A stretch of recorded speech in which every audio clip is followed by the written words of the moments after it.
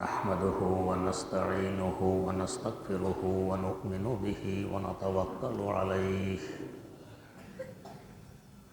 ونعوذ بالله من شرور أنفسنا ومن سيئات أعمالنا من يهده الله فلا مضل له ومن يضلله فلا هادي له ونشهد أن لا إله إلا الله وحده لا شريك له ونشهد أن سيدنا ونبينا ومولانا محمدا عبده ورسوله أرسله بالحق بشيرا ونذيرا وداعيا إلى الله بإذنه وسراجا منيرا صلى الله تعالى عليه وعلى آله وأصحابه وسلم تسليما كثيرا أما بعد فأعوذ بالله من الشيطان الرجيم بسم الله الرحمن الرحيم ما آتاكم الرسول فخذوه وما نهاكم عنه فانتهوا وعن معاذ بن جبل رضي الله تعالى عنه قال النبي صلى الله عليه وسلم يطلع الله إلى خلقه ليلة النصف من شعبان ويغفر لجميع خلقه إلا مشرك أو مشاح رواه ابن أبي عاصم في كتاب السنة أو كما قال عليه الصلاة والسلام মৌসুম অনুযায়ী কথা বলা, মৌসুম অনুযায়ী ওয়াজ করা সুন্নত। যখন যে ইবাদতের মৌসুম আসতো তখন সে ইবাদত সম্পর্কে হযরত রাসূল আকরাম সাল্লাল্লাহু আলাইহি ওয়াসাল্লাম ওয়াজ করতেন। সামনে শবে বরাতের মৌসুম, তাই এই সম্পর্কে একটি হাদিস শরীফ পাঠ করা হয়েছে। শবে বরাত সম্পর্কে আমাদের সমাজে কিছু বাড়াবাড়ি আছে, কিছু কমাকমি আছে। ইসলাম বাড়াবাড়ির নামও নয়, ছাড়াছাড়ির নামও নয়,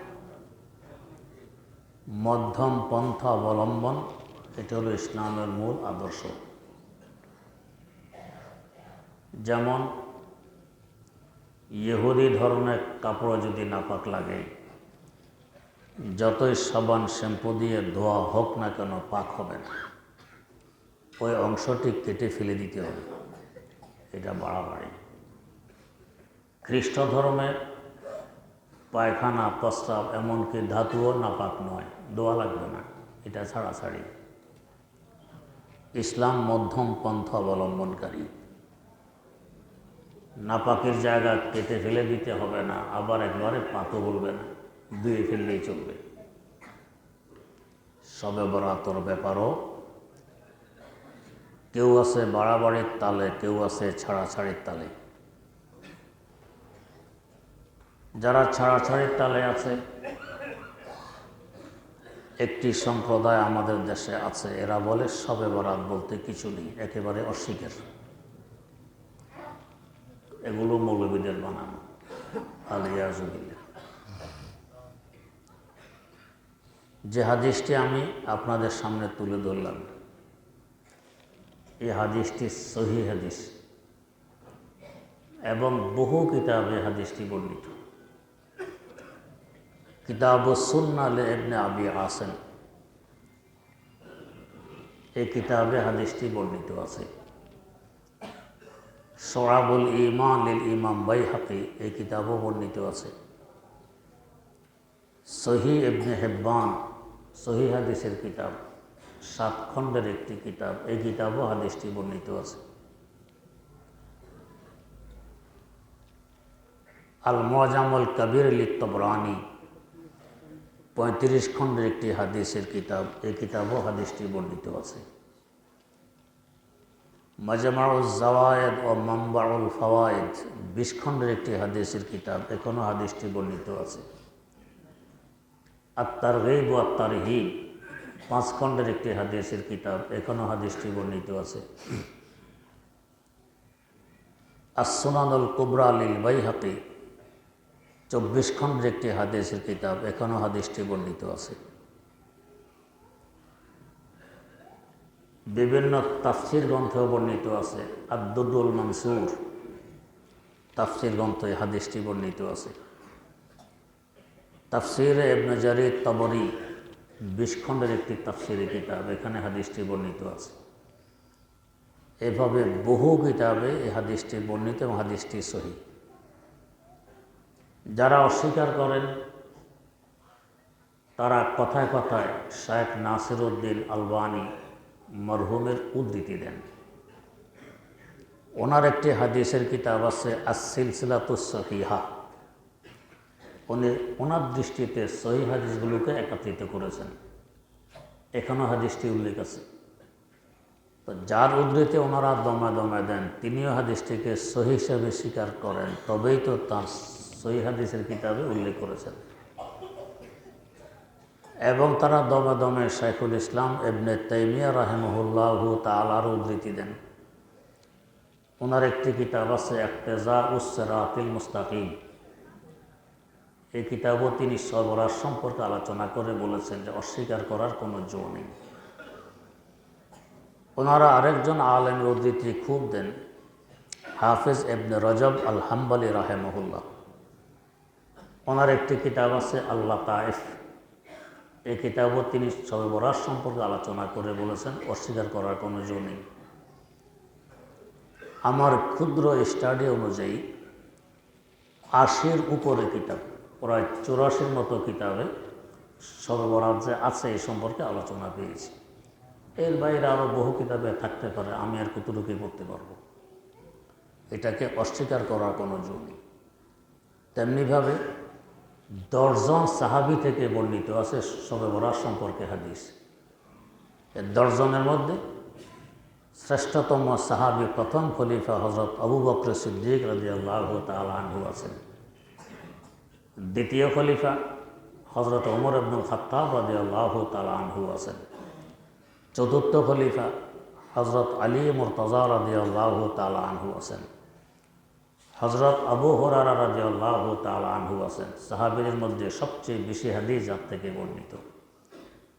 হযরত আয়েশা সিদ্দিকা রাদিয়াল্লাহু তাআলা আনহা থেকে বর্ণিত আছে।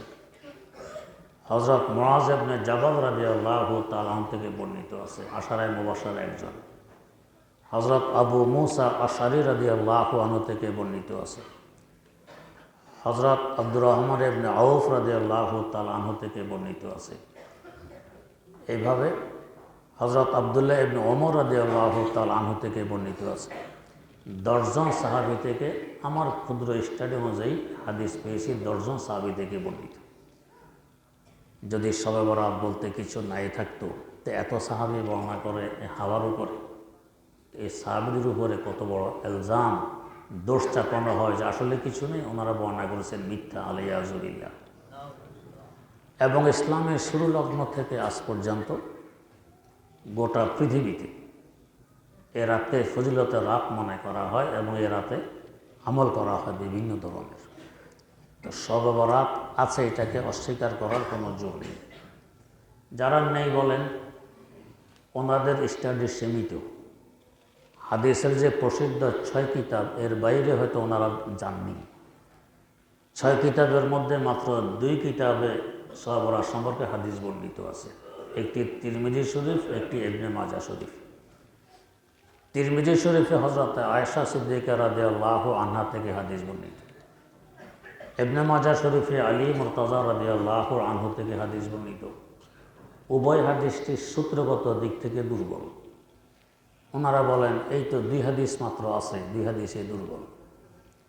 আর হাদিসের কিতাব শুধু এই 6টি, এর বাইরে অসংখ্য হাদিসের কিতাব রয়ে গেছে। যেমন এক মুসনাদে আহমদ বিন হাম্বল 52 খণ্ডের কিতাব। তো যদি আমরা 6 কিতাবের হাদিস মানি, এই 52 খণ্ডের কিতাবে যে হাজার হাজার হাদিস, এগুলো কোথায় যাবে? ছয় কিতাবের হাদিস যেমন আমার রাসূল সাল্লাল্লাহু আলাইহি ওয়াসাল্লামের, এর বাইরে যে আরও অসংখ্য হাদিসের কিতাব রয়ে গেছে, এগুলোও তো আমার রাসূল সাল্লাল্লাহু আলাইহি ওয়াসাল্লামের হাদিস। আরেকটি কিতাব রয়ে গেছে জামিউল মাসানিদ ওয়াস সুনান, হাফেজ ইমাদউদ্দিন ইবনে কাসির রাহিমাহুল্লাহু তাআলার সংকলিত হাদিসের কিতাব 42 খণ্ডে ছেপেছে। হাজার হাজার হাদিস এই কিতাবে আছে, এগুলোকে সব বাদ দিয়ে দিতে হবে। আরেকটি কিতাব আছে বড় হাদিসের কিতাব আল মুআজামুল কাবীর লি তাবরানি, 35 খণ্ডে ছেপেছে। হাজার হাজার হাদিসি কিতাবে বাদ দিয়ে দিতে হবে। আরেকটি কিতাব আছে আল মুসান্নাফ লে ইবনে আবি শায়বা, ইমাম বুখারী রাহিমাহুল্লাহু তাআলার উস্তাদের সংকলিত হাদিসের কিতাব 25 খণ্ডে ছেপেছে, প্রায় 27,000 হাদিসের কিতাবে। তো এই 6 কিতাব মানলে বাকি এগুলো বাদ দিয়ে দিতে হবে, 27,000 হাদিস। আর একটি কিতাব আছে ইমাম বাইহাকী রাহিমাহুল্লাহু তাআলার সংকলিত হাদিসের কিতাব আস-সুনানুল কুবরা লিল বাইহাকী, 24 খণ্ডে ছেপেছে। এই হাদিসগুলো বাদ দিয়ে দিতে হবে। আরেকটি কিতাব আছে বড় কিতাব শেখ আলী আল মুত্তাকি আল হিন্দি রাহিমাহুল্লাহু তাআলার সংকলিত হাদিসের কিতাব কানজুল উম্মাল, 18 খণ্ডে ছেপেছে, প্রায় 46,000 হাদিসি কিতাবে বর্ণিত। তো যদি আমরা 6 কিতাবে মানি, তো এই 46,000 হাদিসগুলো বাদ দিয়ে দিতে হবে। আরেকটি হাদিসের কিতাব আছে মারিফাতুস সুনান ওয়াল আসার, ইমাম বাইহাকী রাহিমাহুল্লাহু তাআলার সংকলিত হাদিসের কিতাব 15 খণ্ডে, এই হাদিসগুলো বাদ দিয়ে দিতে হবে। আরেকটি কিতাব আছে আল মুসান্নাফ লি আব্দুর রাজ্জাক, 10 খণ্ডে ছেপেছে এই হাদিসের কিতাবটি, এই হাদিসগুলো বাদ দিয়ে দিতে হবে। আরেকটি কিতাব আছে ইমাম বাইহাকী রাহিমাহুল্লাহু তাআলার সংকলিত শুআবুল ঈমান, 7 খণ্ডে ছেপেছে, এক এক খণ্ড প্রায় 500 পৃষ্ঠার। এই কিতাবের হাদিসগুলো সব বাদ দিয়ে দিতে হবে। এইভাবে 6 কিতাবের বাইরে অসংখ্য কিতাব হয়ে গেছে, ওগুলো রাসূলের হাদিস। এগুলো যেভাবে মানতে হয়, 6 কিতাবের হাদিস যেভাবে মানতে হয়, বাইরেগুলো এভাবে মানতে হয়। হ্যাঁ, এই 6 কিতাব সাধারণত আমাদের ক্লাসে পড়ানো হয়, সিলেবাসভুক্ত কিতাব, এইসব এগুলো বেশি প্রসিদ্ধ। এর বাইরে প্রসিদ্ধ আরও সহিহ হাদিস কিতাবও আছে, যেমন সহিহ ইবনে হিব্বান, 14 খণ্ডে ছেপেছে হাদিসের কিতাবটি সহিহ ইবনে হিব্বান, সহিহ হাদিসের কিতাব। সহিহ ইবনুল জারুদ, সহিহ হাদিসের কিতাব। আল মুস্তাদরাক লিল হাকিম, সহিহ হাদিসের কিতাব। এভাবে সহিহ হাদিসের কিতাব তো আরও আছে, ওগুলো সব বাদ দিয়ে দিতে হবে। এটা হলো স্টাডির স্বল্পতার পরিচয় মাত্র। এই 6 কিতাব নিয়েই উড়াউড়ি করে, বাকি সব কিতাব থেকে আমাদের মুখ ফিরিয়ে নেয়। এটা গুমরাহি ছাড়া আর কিছু নয়। এই 2 কিতাবে যে হাদিস, 2 কিতাবে 86টার মধ্যে উভয় হাদিসটি সূত্রগত দিক দিয়ে দুর্বল। এরা বলে এই তো হাদিস দুর্বল। আর দুর্বল তো ঠিক মওযু নয়, বানাওয়াট নয়, মিথ্যা নয়। দুর্বল হাদিস হলেই বাদ দিয়ে দিতে হবে এমন কোনো কথা তো নেই। আর এই ছাড়া অন্যান্য যে কতগুলো কিতাবের উদ্ধৃতি দিলাম, এখানে সহি সূত্রে হাদিস বর্ণিত, অতএব সর্বরাত্রে অস্বীকার করার কোনো জোনে অস্বীকার করা যাবে না। এইটা হলো যারা কমাকমিতে আছে, ছাড়াছাড়িতে আছে। আবার এক গ্রুপ আছে বাড়াবাড়ি, সবার 28টে হুলুস্থুল কি, আরে বড় ফজিলতপূর্ণ একটি রাত, এই রাতে যদি একটু খিচুড়ি না পাকানো হয়, সিন্নি না পাকানো হয়, বিরিয়ানি না পাকানো হয়, এটা কি চলে? চাঁদা করো, জোরপূর্বক চাঁদা কালেকশন, এরপরে বাজার সাজার, এরপরে সিন্নি পাকানো, এরপরে বন্টনে বেশ কম হলে মারামারি। জোরপূর্বক কাউকে লজ্জায় ফেলে কালেকশন করা, এটা হারাম, বৈধ নয়। এটা এক হারাম এখানে হয়ে গেল। এরপরে বাজার সাজার, এরপরে পাকশাক। রাতটা ছিল ফজিলতের, ইবাদতের রাত, খাওয়ার রাত নয়। এখন পাকশাকে অর্ধরাত শেষ। এরপরে খেতে বসলাম 12টার পরের দিকে। খেতে বসে কারো প্লেটে বসছে বেশি, কারো প্লেটে কম। যার প্লেটে কম পড়ছে, বস প্রেস্টিজ হ্যাম্পার, আমাকে কম দিলা কেন, চাঁদা কি কম দিয়েছিলাম? এই তো মারামারি শুরু। আমার আব্বাজান রাহিমাহুল্লাহু তাআলা থাকতেন কিশোরগঞ্জ জেলার কুলিয়ারচর থানায়, মাদ্রাসায় পড়াইতেন। এই কিছু লোকজন সবে বরাতে সিন্নি পাকাবে, চাঁদা করবে। আব্বাজান রাহিমাহুল্লাহ নিষেধ করলেন, শুনল না, না সিন্নি পাকাবি। ফজরের আগে দিয়ে আসছে হুজুর কাছে মাপ চাইতে। হুজুর বুঝে না নিষেধ করেছিলেন, এখন মাপ চাইতে আসছি। আমার কাছে মাপ চাইলে কী লাভ, ঘটনা কী? হুজুর আমরা সিন্নি পাকাইলাম রাতভর, খেতে বসলাম ভোর রাতের দিকে, এক বেটার প্লেটে সিন্নি কিছু কম পড়ছে, বেচারা প্লেট নিয়ে দাঁড়ায় গেছে। কি আমি কি চাঁদা কম দিয়েছিলাম? কে তোমাকে বন্টন করা শিখাইল? আমাকে দাও, আমি বন্টন করি। এ বলে কি আমাকে বন্টন তোমার শিখাইতে হবে? এই নিয়ে দুজন সিন্নির গামলা নিয়ে টানাটানি করতে করতে গামলাকে নৌকা বানাই ফেলছে লম্বা করে।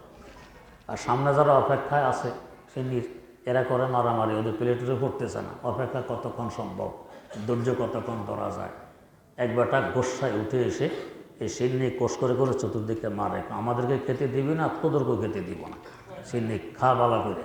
এই চতুর্দিকে সিন্নি মেরে সারা মসজিদ মানুষের কাপড় চোপড় মাথা সব সিন্নি দিয়া মেঘা।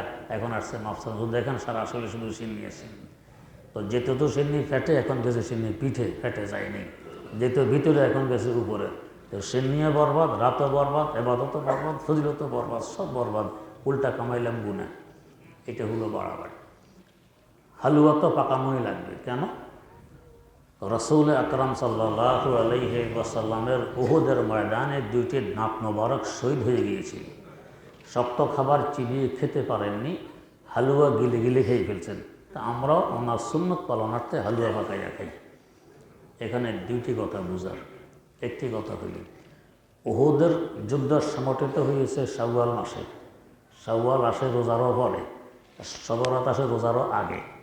তো হুজুরের দাঁত মোবারক শহীদ হয়েছে আরও 1.5-2 মাস পরে। আমি আগে চিনি খাই ফেলি, হালুয়া খেয়ে ফেলি, কেমন কত হইলে পরে না খেতেন।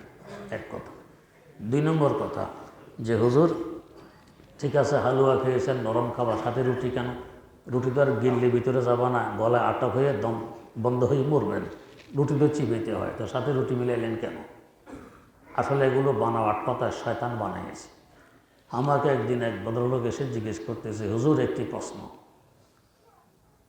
কি প্রশ্ন? প্রশ্ন করার আগে উনি বলতেছেন, কৃতিত্ব প্রকাশ করতেছেন, আমি এই প্রশ্ন মুফতি আব্দুর রহমান সাহেবকে করেছিলাম, জবাব দিতে পারেননি। মুফতি আব্দুর রহমান সাহেব আমার জ্যাঠাজি আব্বাজান রহমতুল্লাহ আলাইহের বড় ভাই, বড় বিজ্ঞ মুফতি ছিলেন, বড় আল্লাহওয়ালা বুজুর্গ ছিলেন, উনিও পারেন।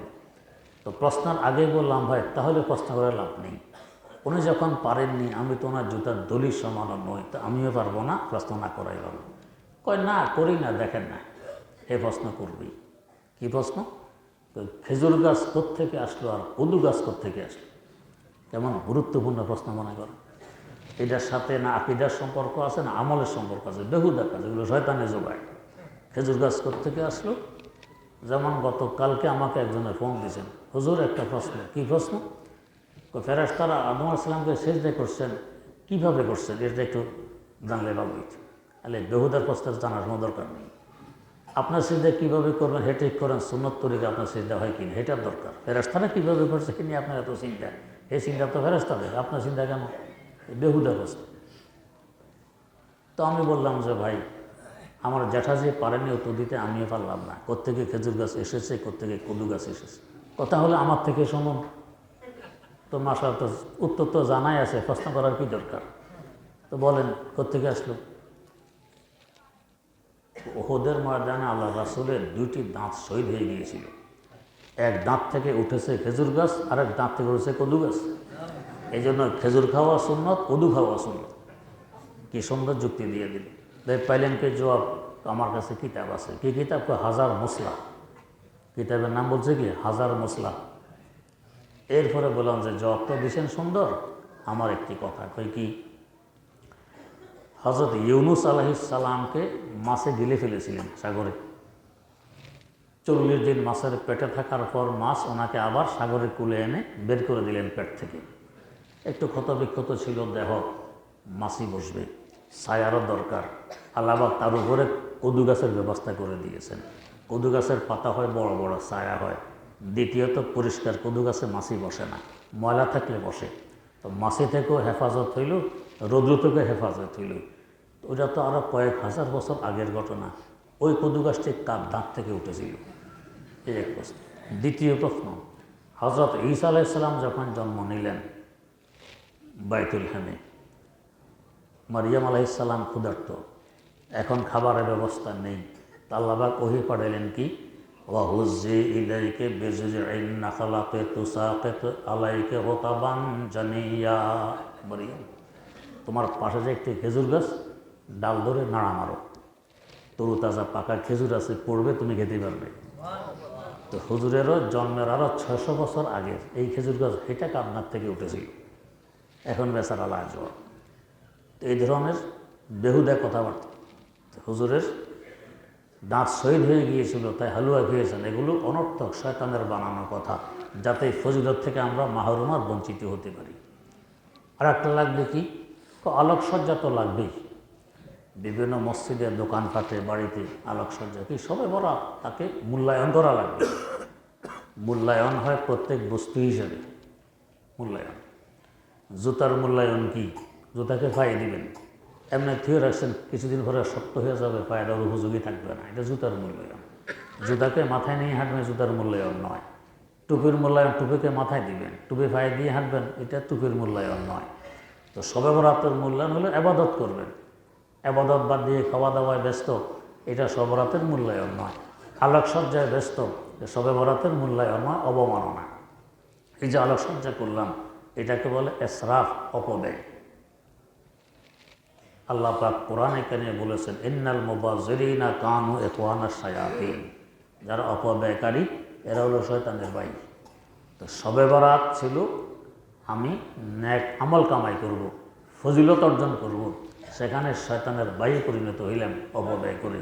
এটা ইবাদত থেকে আমাকে বঞ্চিত করা হইল। তার শয়তান তো বড় চালাক, যার বয়স যত বেশি তার বুদ্ধি তত বাড়িত। শয়তান তো আদম আলাইহিস সালামেরও বড় মুরব্বী, বুদ্ধি কী পরিমাণ হবে চিন্তা করুন। দ্বিতীয়ত, অভিজ্ঞতা যার বেশি তার বুদ্ধি বেশি। শয়তানের অভিজ্ঞতা কত দীর্ঘকালের অভিজ্ঞতা, তো সে বোঝে কীভাবে আল্লাহর বান্দাদেরকে ফজিলত থেকে, সওয়াব থেকে বঞ্চিত করা যায়, ভালো করে বোঝে। তো এই পরামর্শ দেয় যে মূল্যায়ন করা লাগবে আলোকসজ্জার মাধ্যমে। এখন আলোকসজ্জা করে, এটা আসলে হিন্দুদের দেওয়ালি প্রথা আছে, ওই দেওয়ালি প্রথায় তারা আলোকসজ্জা করত। এই ভারতবর্ষে হিন্দুদের থেকে এই বদরুসুম মুসলমানদের মধ্যে এসে গেছে, আলোকসজ্জা করা লাগবে। এটা ইসলামের দৃষ্টিতে পছন্দনীয় কোনো কাজ নয়, না শবে বরাতে না অন্য সময়, কোনো সময় আলোকসজ্জা পছন্দনীয় কাজ নয়, আলোকসজ্জা করা লাগবে। আরেকটা মারাত্মক কাজ কি, পটাকা, বাজি ফুটাতে হবে। বেশ করে যুবক ভাইদের, বাচ্চা কাচ্চাদের বাজি ফুটানো লাগবেই। এই বাজি ফুটানো এটা হিন্দুদের থেকে এসেছে আমাদের কাছে, মুসলমানদের রীতিনীতি নয়। দ্বিতীয়ত, এই বাজি ফুটাইলে এটা তো অপব্যয় হয়, বিনা কারণে পয়সা নষ্ট হয়। 2 নম্বর, 3 নম্বর, এতে কত মানুষের প্রাণ পর্যন্ত চলে যায়, ঘরে আগুন লাগে, তো মানুষের গায়ে আগুন লাগে। 4 নম্বর, এই ঠুসটাসে আরেকজনের আবাদতে বিঘ্ন ঘটে, ঠিকঠাকভাবে একাগ্রতার সাথে আবাদত করতে পারে না তাদের এই অবস্থায়। 4 নম্বর, কত রোগী, ছোট বাচ্চা বেচারা ঘুমায়, বিকট আওয়াজে বাজি ফুটল, হঠাৎ করে লাফ দিয়ে উঠলো, ঘুম ভেঙে গেল, কষ্ট দিলাম। আরেক মুসলমানকে, বেশ করে এই নাবালেগ, অপ্রাপ্তবয়স্ক মাসুম বাচ্চাটাকে কষ্ট দিলাম, এটা হারাম হইল, কবিরা গুনাহ হইল, কষ্ট দিলাম। আগুন নিয়ে খেলাবেলা, এগুলো মুসলমানের শান নয়। এই যে বাচ্চারা এই পটাকা ফুটায়, বাজি ফুটায়, পয়সা কই ভাই, আমিও তো দেই।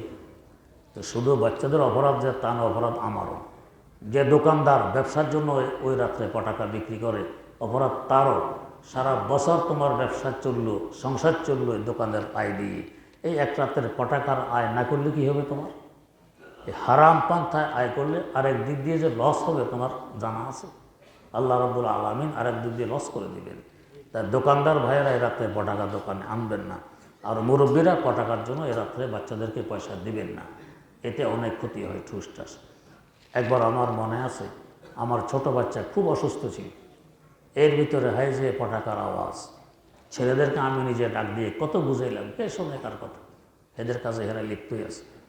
কী যে কষ্ট আমার হইল, না নামাজ পড়া যায়, না তেলাওয়াত করা যায়, না কোনো জিকির করা যায়, আর বাচ্চা তো কান্নাকাটিতে ব্যস্ত, সে অসুস্থ, কিন্তু হেরা বাজি ফুটাইতেছে। তো মুরব্বীরা খুব খেয়াল রাখবেন যাতে বাচ্চারা এই ধরনের কাজ না করে। হ্যাঁ, এই রাত্রের কাজ হলো আল্লাহ রাব্বুল আলামিন যত সহজ করতে পারেন বান্দাদের জন্য, কোনো এক বাহানা নিয়ে বান্দাকে ক্ষমা করে দিতে পারি।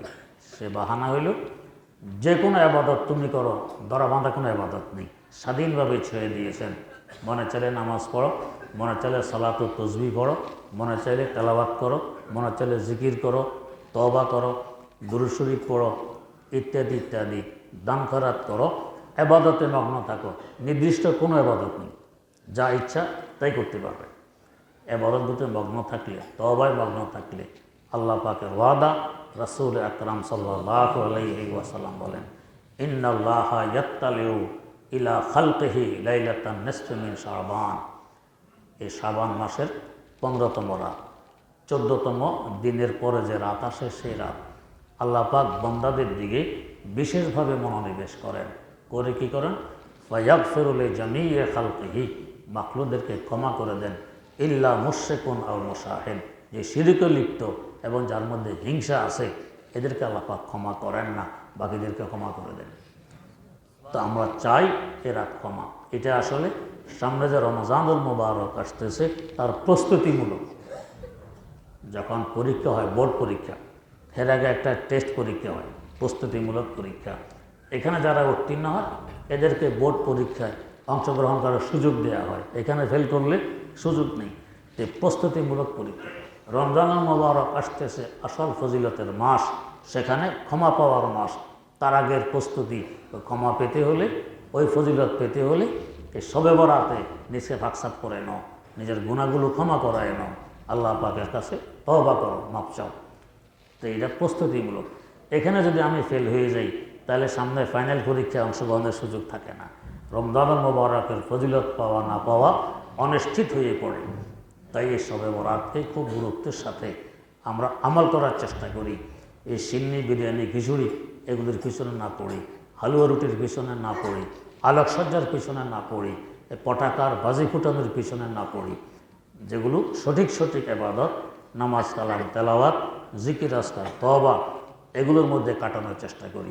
আল্লাহ রাব্বুল আলামিন এই রাতটিকে আমাদের জন্য যে পরিমাণ ফজিলত রেখেছেন পূর্ণ ফজিলত বরাদ্দ করে দেন, এবং যাতে যেভাবে রাত কাটাইলে আল্লাহ পাক খুশি হন সেভাবে কাটানোর তৌফিক দান করুন। বাড়াবাড়ি থেকে হেফাজত করুন, কমাকমি থেকে হেফাজত করুন, যাতে আমরা উভয়টা থেকে বেঁচে মধ্যম পন্থা অবলম্বন করতে পারি। এটা হলো ইসলামের মূল আদর্শ। মাঝামাঝি রাস্তায় চলো, ডানেও নয় বাঁয়েও নয়। গ্রাম দেশের কাঁচা রাস্তা, মানুষ হাঁটতে হাঁটতে মধ্যখানে এই 1 ফিট পরিমাণ রাস্তা সাদা হইয়া থাকে, ঘাস ওঠে না, দুই দিকে ঘাস। রাতের অন্ধকারে চলতে গেলে এই কালো জায়গায় বুদ্ধিমানেরা পা দেয় না, কারণ হয়তো ঘাস অথবা গর্ত অথবা গোবর অথবা গু অথবা কোনো ময়লা ইত্যাদি, কালো জায়গায় পা দেয় না। কালো জায়গায় পা দিলে, গর্ত হইলে হোঁচট খেয়ে পড়ে পা ভাঙবেন, আর ঘাস হলে তো বাঁচলেন। আর যদি ময়লা হয়, পায়খানা ইত্যাদি, তো পা নষ্ট করলেন। কী লাগলো ভাই, তো বুঝতেছি না, পরে হাত দিয়ে ধরে, তাও বুঝিস, পরে নাকে লাগায়, গন্ধ, পরে বোঝে সর্বদাস গু। পাও নষ্ট হলো, হাতও নষ্ট হলো, নাকও নষ্ট হলো, দুর্গন্ধ ফেলে। এই অপরাধটা কেন? কালো জায়গায় পা দেওয়ার কারণে। তো কালো জায়গায় পা দেওয়া হয় না, মাঝামাঝি যে রাস্তাটা পড়ে সাথে এখানে পা দেওয়া হয়। ইসলাম হলো মাঝামাঝি সাদা রাস্তা, এখান দিয়ে চলো, ডানেও নয় বাঁয়েও নয়। ডানে গেল কালো, বাঁয়ে গেল কালো। তো ডানপন্থীও নয় বামপন্থীও নয়, মধ্যম পন্থা অবলম্বন করে চলো। এটি হলো ইসলামের মূল আদর্শ। আল্লাহ রাব্বুল আলামিন আমাদেরকে আমল করার তৌফিক দান করুন।